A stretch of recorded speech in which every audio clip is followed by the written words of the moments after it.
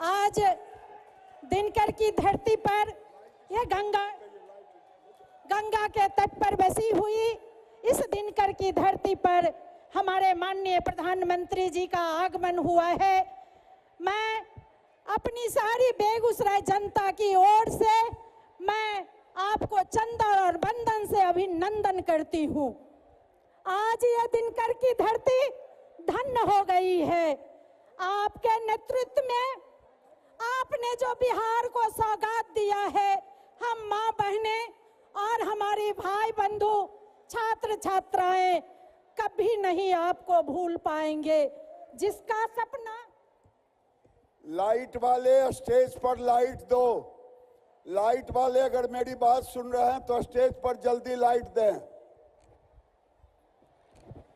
जिसका सपना हम बिहार वासी देखा करते थे, आज हमारे माननीय प्रधानमंत्री मोदी जी के द्वारा उस सपना को पूरा किया गया। लगता था 20 वर्ष पहले कि क्या ये लालटेन जला के ही मुझे पढ़ना पड़ेगा। आज बिहार 24 घंटा लाइन में देती है और रहती है ठंडे की। ये ठंडे की छांव में और बिजली के रोशनी में ये बिहार जगमगा उठा है। आपको मैं अभी छठ पर्व का दिन है और हम सभी पर्वतीन छठ माँ से दुआ करेंगे कि आप हमेशा हम बिहार वासियों के लिए इसी तरह सौगात देते रहें। और माँ से मेरी प्रार्थना रहेगी, हम सारी मातृशक्ति का प्रार्थना आपके साथ है। आप दीर्घायु रहे, स्वस्थ रहे और हम लोगों के लिए इसी तरह अपना दया दृष्टि बनाए रखिए। अब देर नहीं करते हुए मैं मंच पर हमारे प्रदेश अध्यक्ष, हमारे माननीय प्रदेश अध्यक्ष महोदय से मैं बेगूसराय के सांसद भी और केंद्रीय मंत्री बड़े भाई अभिभावक के रूप में हम लोगों का नेतृत्व करते हुए हम चाहते हैं कि हमारे गार्जियन अभिभावक गिरिराज जी यहाँ आए और प्रधानमंत्री जी का स्वागत भाषण दे। धन्यवाद। भारत माता की, भारत माता की, वंदे वंदे, जीविका दीदी जिंदाबाद। बहुत बहुत धन्यवाद। अब हम चाहते हैं कि स्वागत हमारे माननीय प्रधानमंत्री जी का स्वागत हमारे प्रदेश के प्रदेश अध्यक्ष जी दिलीप जायसवाल भाई साहब करेंगे। और उसके बाद हम चाहेंगे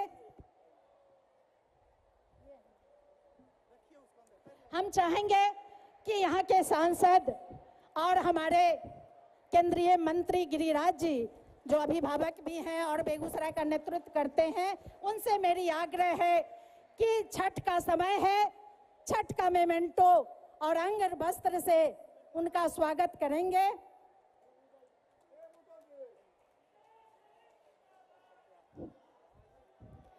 नरेंद्र मोदी जिंदाबाद, प्रधानमंत्री जिंदाबाद, प्रधानमंत्री जिंदाबाद, प्रधानमंत्री जिंदाबाद। अब चाहते हैं कि मखान का माला भी रखा हुआ है और सभी एनडीए घटक के जितने भी हमारे अभिभावक हैं सभी मिलकर हमारे माननीय प्रधानमंत्री जी का स्वागत करेंगे। साथ में जिला अध्यक्ष महोदय भी सारे रहेंगे।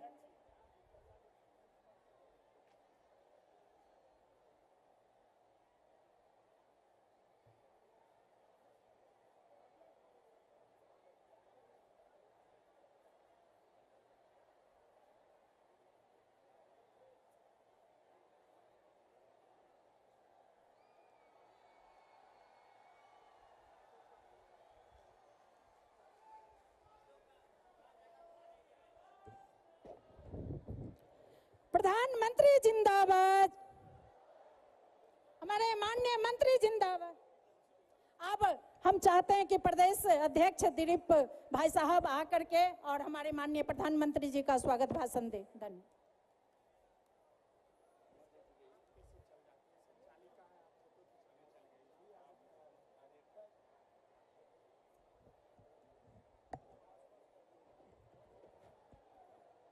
चले जाइए उधर।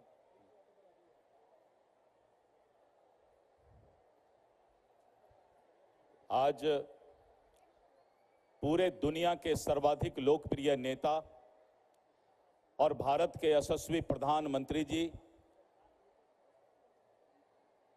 का बेगूसराय आगमन हुआ है।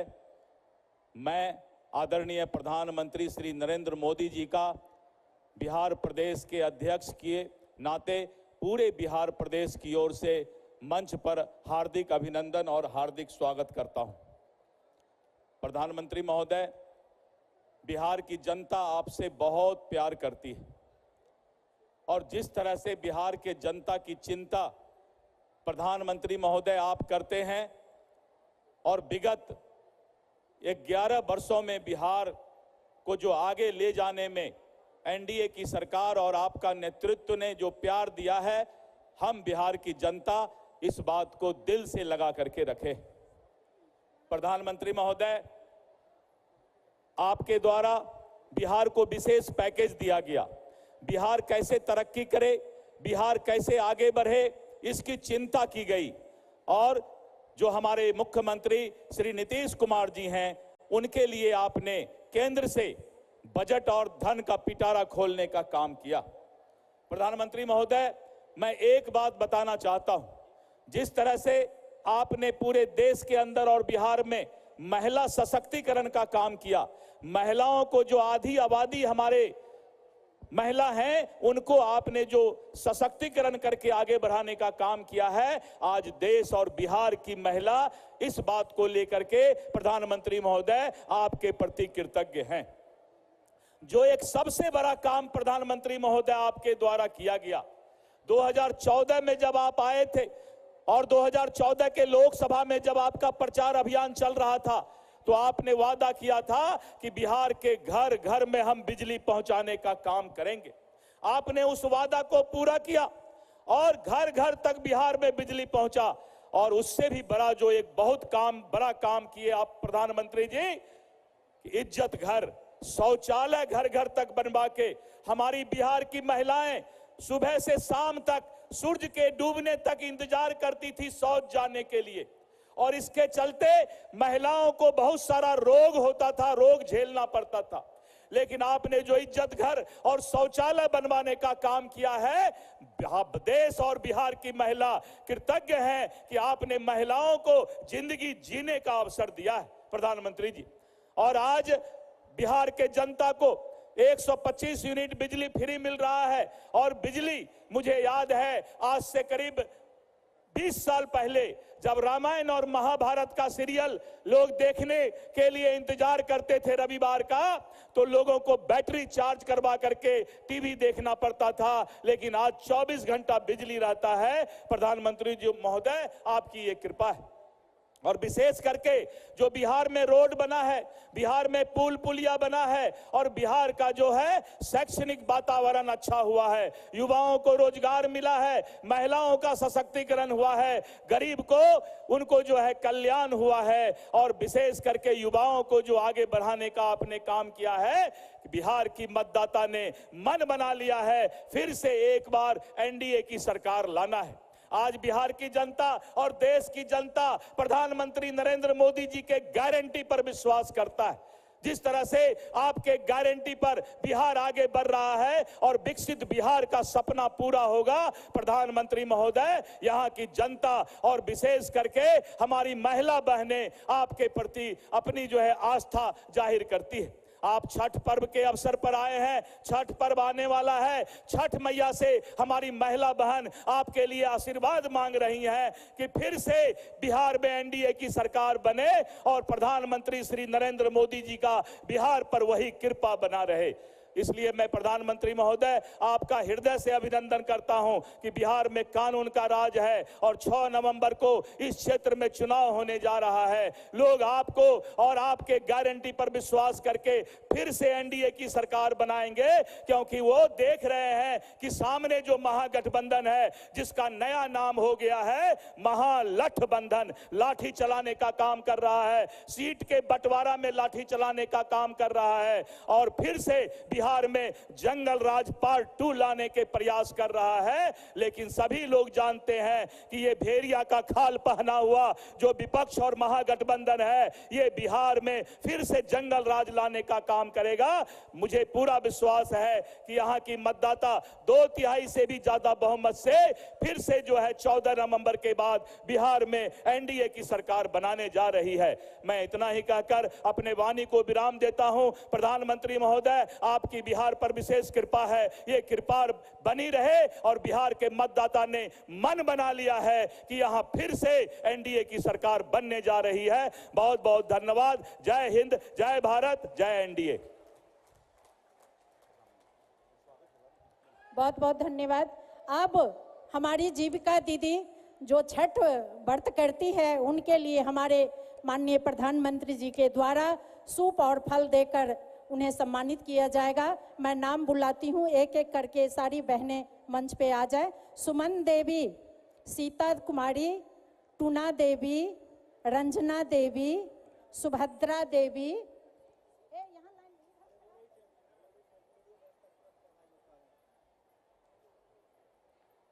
मोना देवी, निशा रानी, अनीता देवी, रेणु कुमारी, रेखा देवी, रेणु देवी, ये सभी हमारी मातृशक्ति को हमारे माननीय प्रधानमंत्री जी के द्वारा सूप दे करके उन्हें स्वागत किया जाएगा।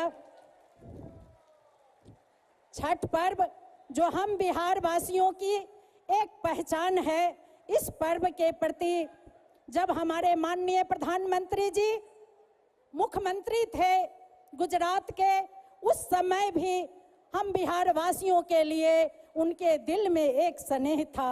जब वो मुख्यमंत्री थे उस समय हम पर्वतियों के लिए छठ घाट उन्होंने बनवाया और एक सम्मान भाव देते हुए बिहार की जो हमारी महिला थी, मातृशक्ति थी, उस समय भी आपने उन्हें सम्मान देकर छठ घाट बना करके हम बिहारियों को।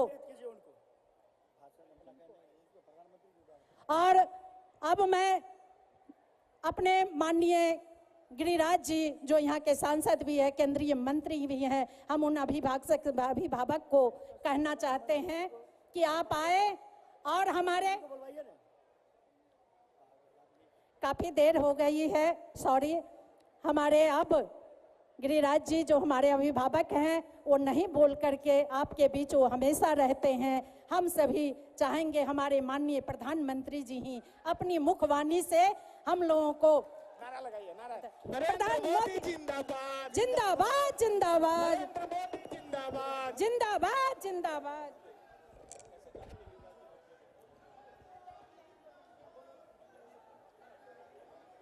भारत माता की, भारत माता की, भारत माता की। सिमरिया धाम और माता मंगला देवी की इस पावन धरती पर मैं बिहार के इस विशाल जनमानस को प्रणाम करता हूं।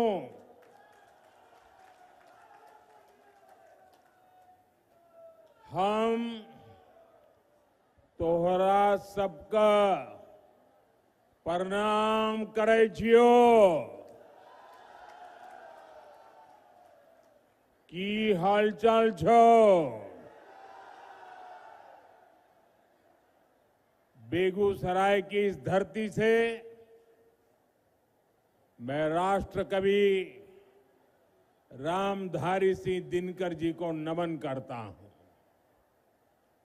मैं बिहार केसरी श्री कृष्ण सिंह, श्री बाबूजी को भी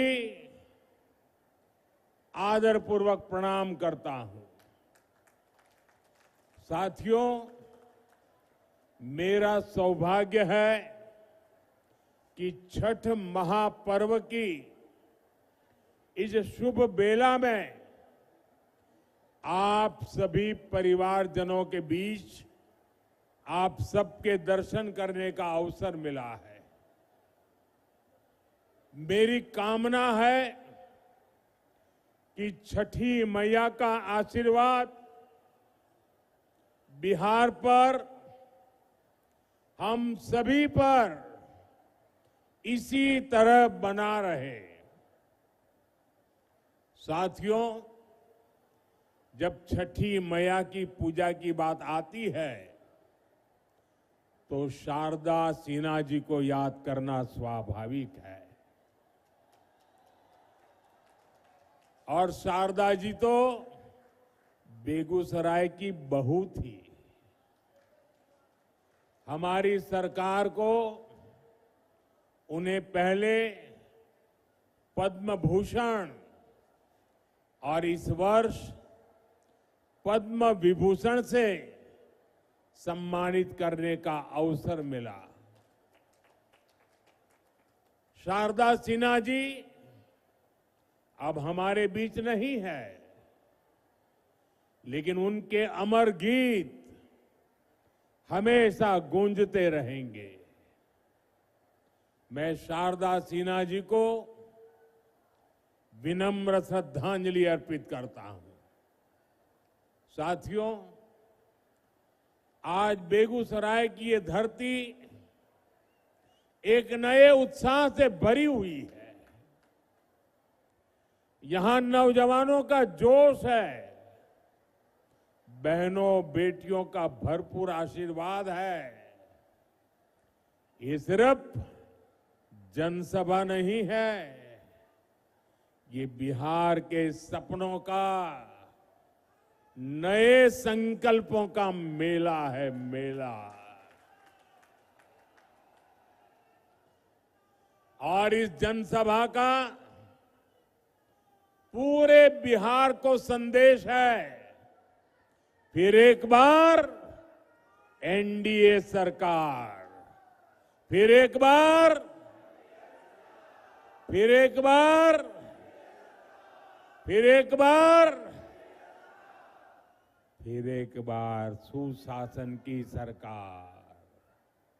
साथियों, आपने हमेशा मोदी पर भरोसा किया है, नीतीश जी पर आशीर्वाद बरसाया है।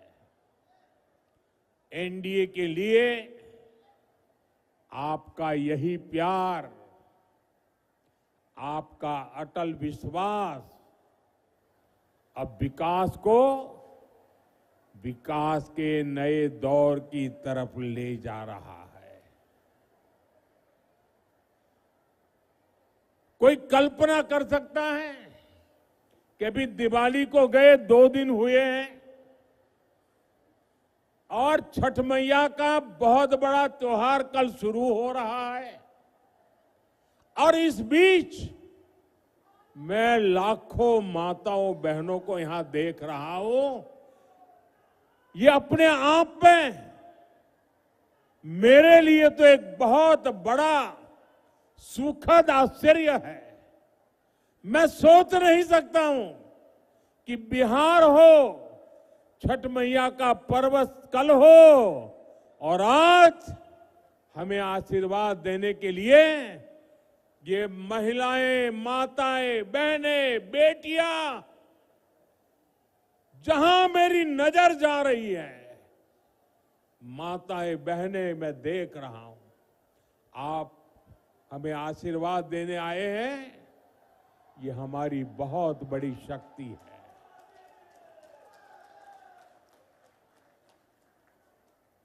बिहार के मेरे भाइयों बहनों, हमने जंगल राज को सुशासन में बदला। अब सुशासन को समृद्धि में बदलने का समय है। मैं बिहार की समृद्धि के लिए आप सभी का आशीर्वाद लेने आया हूं। मैं बिहार के नौजवानों से विशेष आग्रह करने आया हूं। वो 2005 का अक्टूबर महीना ही था जब आपके माता पिता ने बिहार को जंगल से मुक्त किया था, सुशासन को चुना था। अब 2025 का ये अक्टूबर और नवंबर आपके लिए नए अवसर भी और एक बड़ी जिम्मेवारी लेकर आया है। आपको अपने और बिहार की आने वाली पीढ़ियों के लिए समृद्ध बिहार बनाना है। आपको अपने एक वोट की ताकत समझनी है।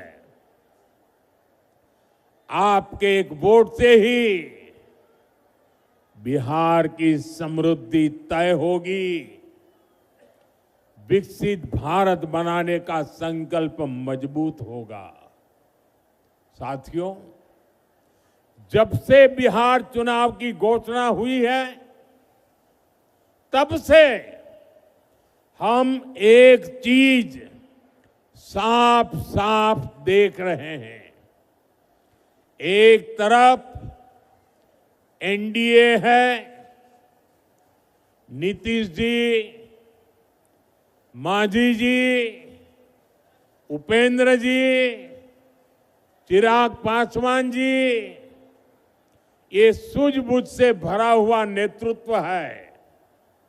इसको भाजपा की हमारी टीम, दिलीप जी, सम्राट चौधरी जी, विजय सिन्हा जी से और मजबूती मिलती है। वहीं दूसरी तरफ लाठियां भाज रहा महागठबंधन है।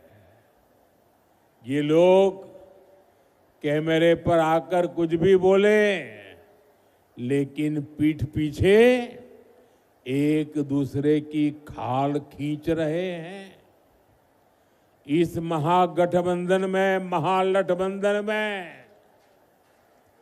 अटक दल है, लटक दल है, भटक दल है, झटक दल है और पटक दल है। आरजेडी बीते 2 दशक में कोई चुनाव नहीं जीती, लेकिन अपने अहंकार में अटकी हुई है। इसी अहंकार में इन्होंने जेएमएम को झटक दिया। कांग्रेस 35 साल से बिहार में आरजेडी की पिछलग्गू बनी हुई है। इस बार आरजेडी ने उसको फिर पटक दिया। इन लोगों ने वीआईपी को भी भटका दिया। जो लेप के दल है उनको लटका दिया। साथियों, जब स्वार्थ हावी होता है, लूट खसूट ही लक्ष्य होता है, तो वही होता है जो आरजेडी कांग्रेस वाले कर रहे हैं। ये लोग पहले टिकट बेचते हैं, फिर घोटाले करते हैं। आप देखिए तो सही, एक आरजेडी का परिवार है जो बिहार का सबसे भ्रष्ट परिवार है, और ज्यादातर लोग अदालत से जमानत पर निकल करके बाहर खड़े हैं। जमानत पर जीने के लिए मजबूर है। दूसरी तरफ कांग्रेस का एक परिवार है जो देश का सबसे भ्रष्ट परिवार है।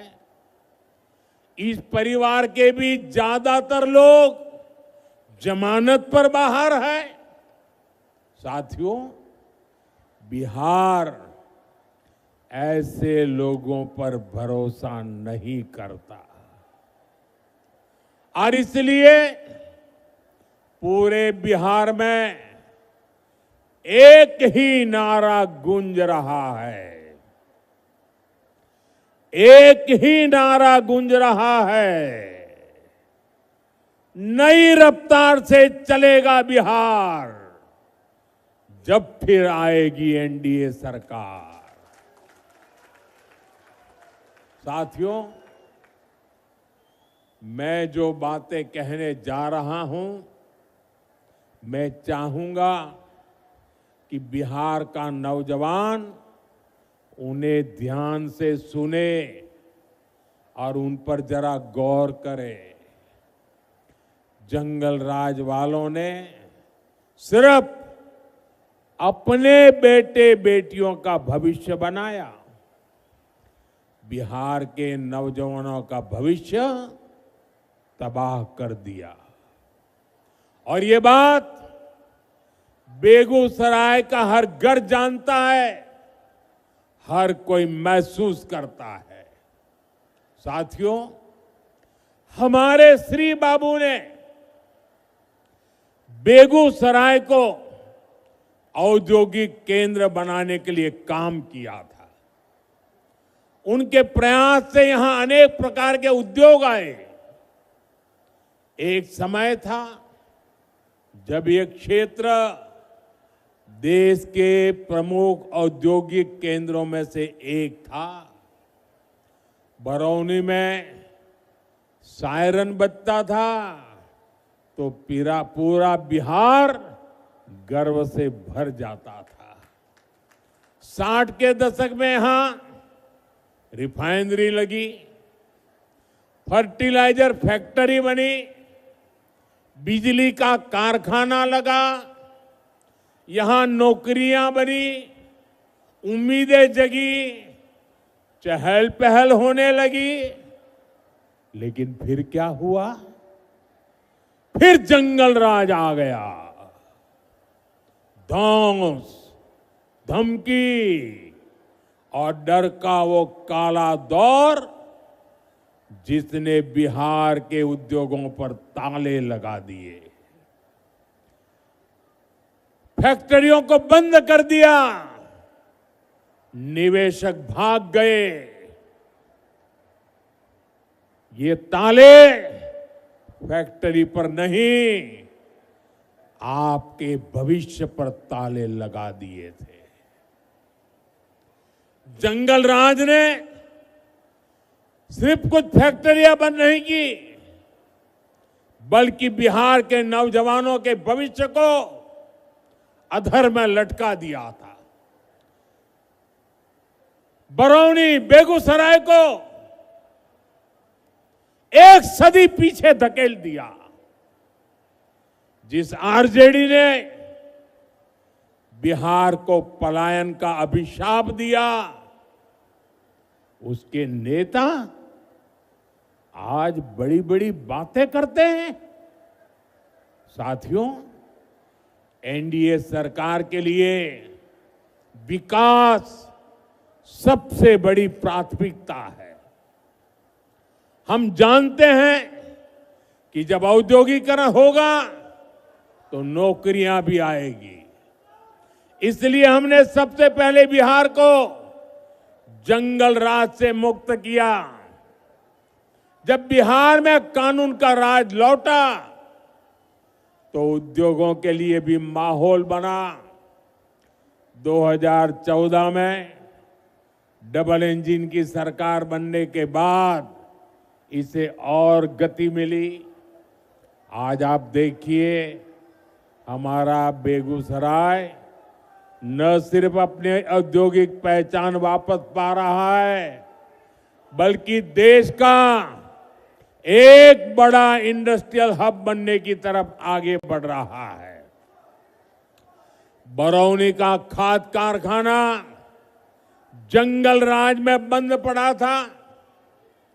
हमने ठाना कि इसको फिर से चलाना है और इसके लिए गैस की जरूरत थी।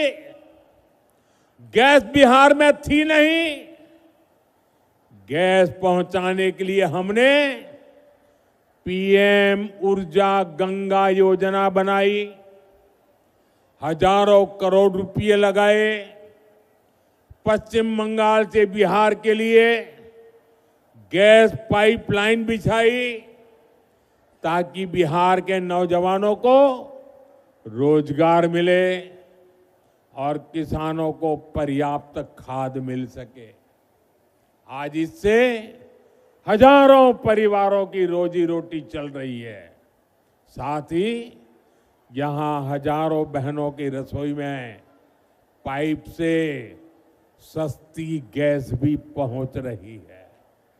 साथियों, जंगल राज वालों ने बरौनी रिफाइनरी को भी अपने हाल पर छोड़ दिया था। हमने उसमें नया जीवन डाला, हजारों करोड़ का निवेश किया। अब यहां नया पेट्रोकेमिकल प्लांट बन रहा है।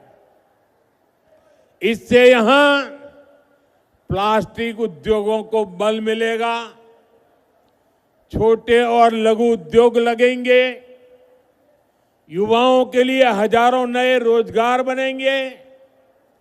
बरौनी डेयरी के विस्तार से हमारे पशुपालकों और किसानों की कमाई बढ़ रही है।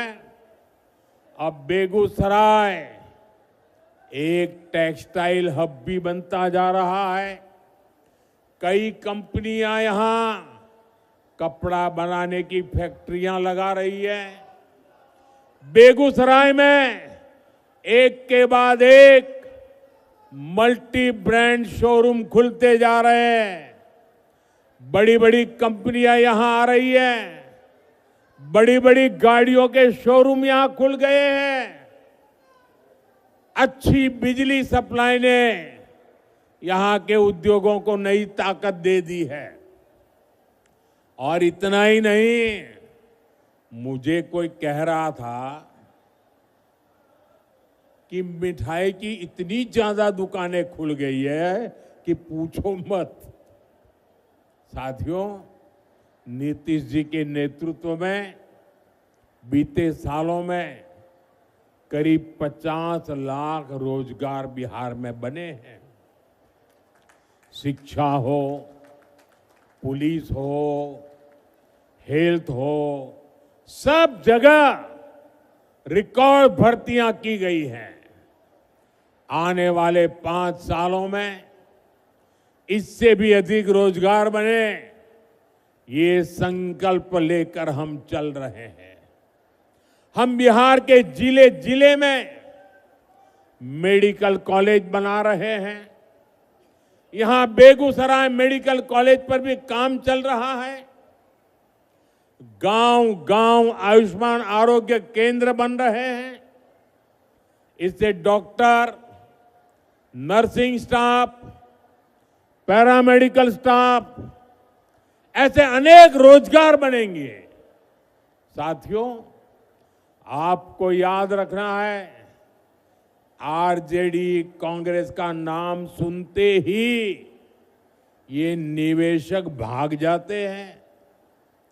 जो नौकरी का लालच देकर गरीब का खेत अपने नाम लिखवाते हैं, ऐसे लोग नौजवानों को कभी नौकरी नहीं देंगे। अच्छा साथियों, आप इतनी बड़ी तादाद में यहां हैं, आप मेरा एक काम करेंगे? सबके सब जरा बताओ, मेरा एक काम करेंगे? ऐसे नहीं, जोर से बताओ। तो एक काम करिए, आपके पास मोबाइल तो होगा ही होगा, जरा मोबाइल फोन बाहर निकालिए। जरा मोबाइल फोन बाहर निकाल करके जरा मोबाइल की लाइट जला दीजिए। ये मोबाइल कांग्रेस के समय में बहुत महंगा था। और विदेश से मंगाना पड़ता था। कांग्रेस के समय में देश में मोबाइल बनाने वाली जरा आप आवाज बंद करो भाई, आपका उत्साह मैं समझता हूं, जरा आवाज बंद करो। मोबाइल फोन बनाने वाली कांग्रेस के जमाने में सिर्फ 2 फैक्ट्रियां थी। आपकी लाइट चालू रखो।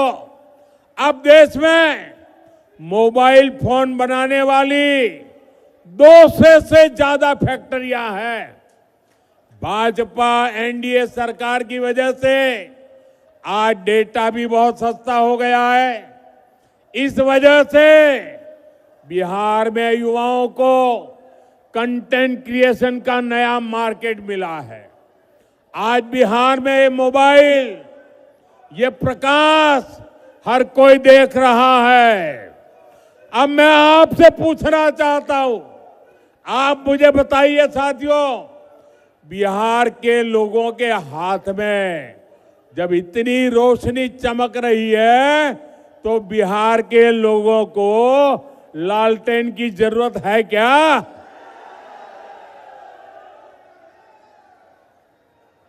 अपना मोबाइल अब नीचे रखिए। साथियों, किसी भी क्षेत्र का, किसी भी राज्य का विकास तभी हो सकता है जब सोच दूरगामी हो, इरादा पक्का हो और नीयत साफ हो। आरजेडी कांग्रेस तो खुद ही अपने आप में एक समस्या है। इनके पास बिहार की समस्याओं का न कभी समाधान था और न कभी होगा। ये संवेदनहीन लोग हैं। ये वो लोग हैं जो बाढ़ आने पर भी गरीबों का मजाक उड़ाते हैं। साथियों, इनकी ऐसी ही सोच ने दशकों तक बिहार को उत्तर और दक्षिण बिहार में बांटे रखा। गरीब, दलित, पिछड़े, अति पिछड़े को जान पर खेलकर गंगा जी को पार करना पड़ता था या फिर कई 100 किलोमीटर लंबा रास्ता तय करना पड़ता था। लेकिन इन्होंने गंगा जी पर नए पुल बनाने के लिए काम नहीं किया।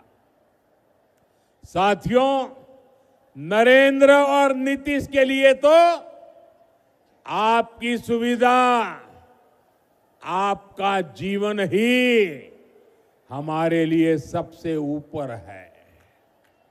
एनडीए सरकार ने बिहार की कनेक्टिविटी पर बल दिया। कहीं हाईवे बन रहा है, कहीं एक्सप्रेस वे बन रहा है। आप देखिए, बीते 10-11 वर्षों में गंगा जी पर कितने सारे पुल बने हैं। मुंगेर को खगड़िया और बेगूसराय से जोड़ने वाले श्री कृष्ण सेतु से इस पूरे क्षेत्र के लोगों को फायदा हुआ है। साथियों, 7 दशक तक ये क्षेत्र राजेंद्र सेतु पर निर्भर रहा। हमारी सरकार ने इसके बगल में ही 6 लेन का एक आधुनिक ब्रिज बनाया। इसके लोकार्पण का सौभाग्य मुझे ही मिला। उस समय जनता के चेहरे पर जो खुशी थी वो मैं कभी भूल नहीं सकता। उनका बरसों पुराना सपना साकार हुआ था। साथियों, इस नए पुल ने उत्तर और दक्षिण बिहार के बीच की दूरी को करीब 100 किलोमीटर कम कर दिया है। इससे सिमरिया धाम आना जाना भी आसान हुआ है। जो हजारों कल्पवासी जो कार्तिक मास में सिमरिया घाट जाते हैं, उनको बहुत बड़ी सुविधा मिली है। साथियों, आप मोदी को भली भांति जानते हैं।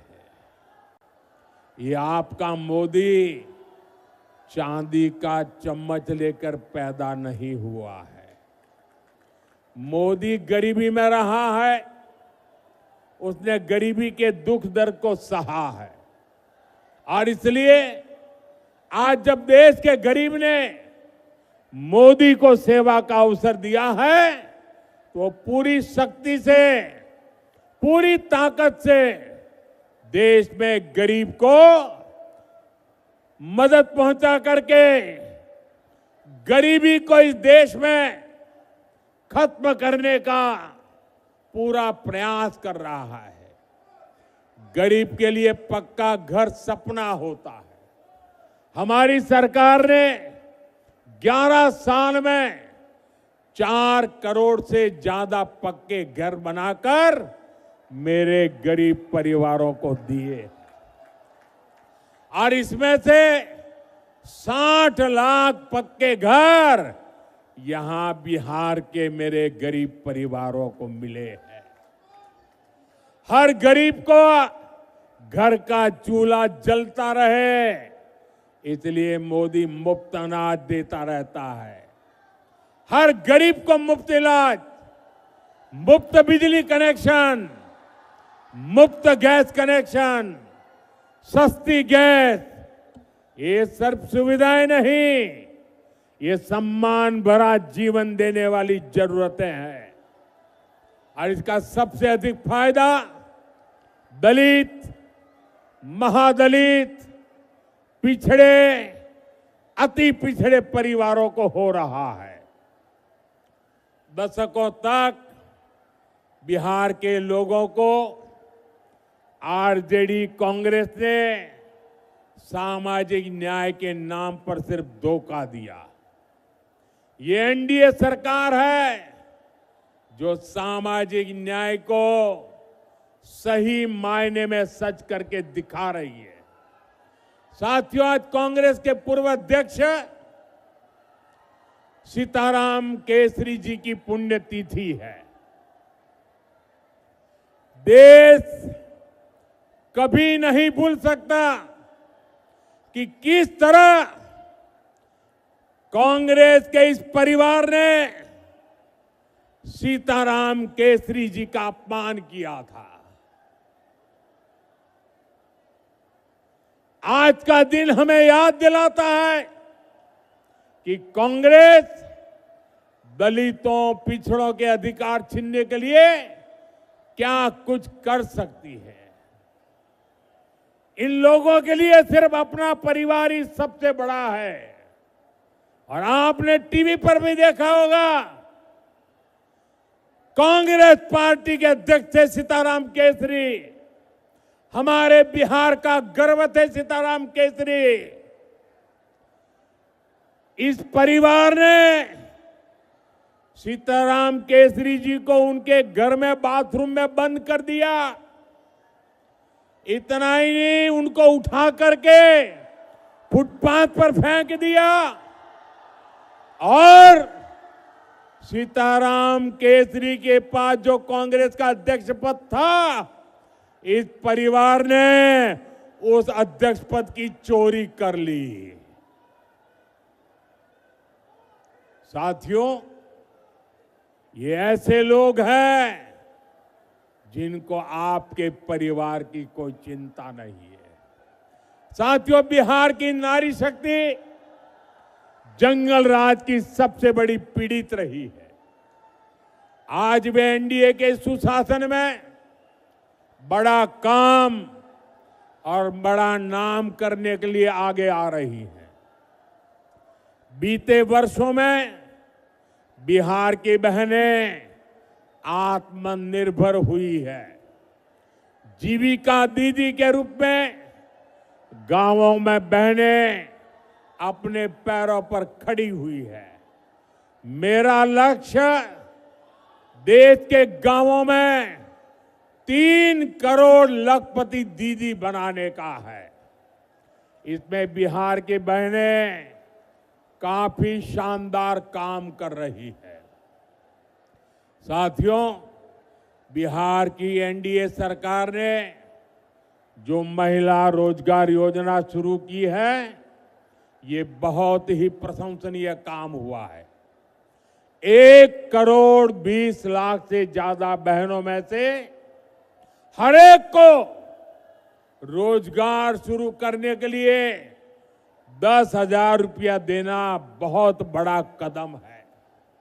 बिहार की बहनें इसको खुले दिल से अपना भी रही है। इसलिए आप सभी को इन महिला विरोधी आरजेडी कांग्रेस वालों से बहुत सावधान रहना है। इनके लिए हर रास्ता बंद करना है। आपको याद रखना है, ये आरजेडी कांग्रेस वाले महिला रोजगार योजना पर भी ताला लगा सकते हैं। महिलाओं के अधिकार बात आई, इन लोगों ने पार्लियामेंट में सारे नियमों को तोड़ करके उस कानून के कागजों को छीन करके फाड़ दिया था। ऐसे महिला विरोधी लोग हैं। साथियों, आज हमारी सरकार की प्राथमिकता आपका खर्च कम करने और बचत बढ़ाने पर है। जीएसटी बचत उत्सव के पीछे भी यही सोच है। जीएसटी बहुत कम होने से बिहार के हर परिवार को बचत हो रही है।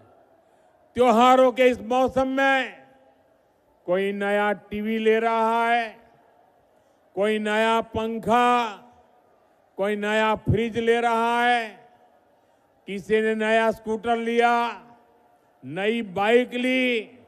इसमें भी हजारों रुपए की बचत हो रही है। इससे हर परिवार को कुछ ना कुछ बचत हुई है। साथियों, जीएसटी बचत उत्सव के दौरान अभी दिवाली में भी खरीद बिक्री के नए रिकॉर्ड बने हैं। देशवासियों ने बहुत उत्साह दिखाया है। इसमें भी बड़ी बात यह है कि लोगों ने स्वदेशी को चुना है। लोग गर्व से कहते हैं ये स्वदेशी है। एक रिपोर्ट बताती है कि देश में करीब 90% खरीदारी स्वदेशी चीजों की हुई है। यानी हमारे दुकानदारों ने स्वदेशी बेचा और देशवासियों ने देश का गौरव बढ़ाने के लिए स्वदेशी खरीदा। जब स्वदेशी बिकता है तो इसका फायदा हमारे किसानों, हमारे विश्वकर्मा साथियों, हमारे कारीगरों, हमारे बुनकरों को ही होता है। बिहार के लोगों को भी इसका बहुत लाभ हुआ है। यानी डबल इंजन सरकार बचत और कमाई का डबल बेनिफिट बिहार के लोगों को दे रही है। साथियों, बेगूसराय में 6 नवंबर को मतदान होना है। 6 नवंबर याद रखना है। समय बहुत कम है। आप मेरा एक काम करेंगे, जरा जोर से बताइए, आप मेरा एक काम करेंगे? जरा हाथ ऊपर करके सबके सब लोग बताइए, मेरा एक काम करेंगे? देखिए, आपको घर घर जाना है। मोदी है आप मेरे लिए, तो मोदी बनकर आपको मेरी बात घर घर पहुंचानी है। एनडीए ने बिहार को नक्सलवाद से, माओवादी आतंक से मुक्त किया है। आज बेखौफ होकर आप अपना काम कर सकते हैं। आप खुल करके वोट दे सकते हैं। बिहार के लोगों का एक वोट एक शांत, सुखी और समृद्ध बिहार का निर्माण करेगा। जंगल राज वालों को दूर रखेगा। इस बार बिहार में एनडीए की विजय का नया रिकॉर्ड बने, इस लक्ष्य को लेकर हमें आगे बढ़ना है।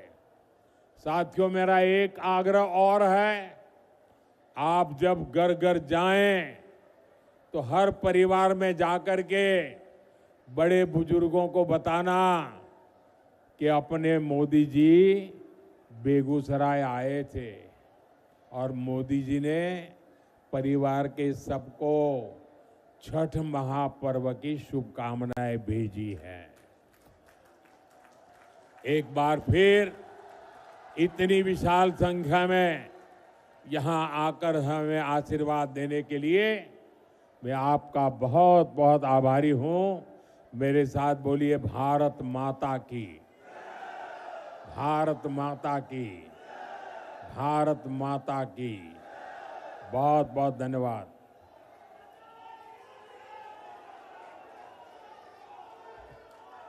जो चुनाव लड़ रहे हैं वो उम्मीदवारों से मेरा आग्रह है, जरा आगे आ जाइए। जो चुनाव लड़ रहे हैं वो आगे आ जाएं। सब एक कतार में खड़े हो जाइए। जरा जगह कीजिए, मैं बीच में आने वाला हूं आपके। थोड़ा लाइन में खड़े हो जाइए, मैं बीच में आऊंगा आपके बीच में। हाँ, जगह कर दीजिए जरा। शाबाश।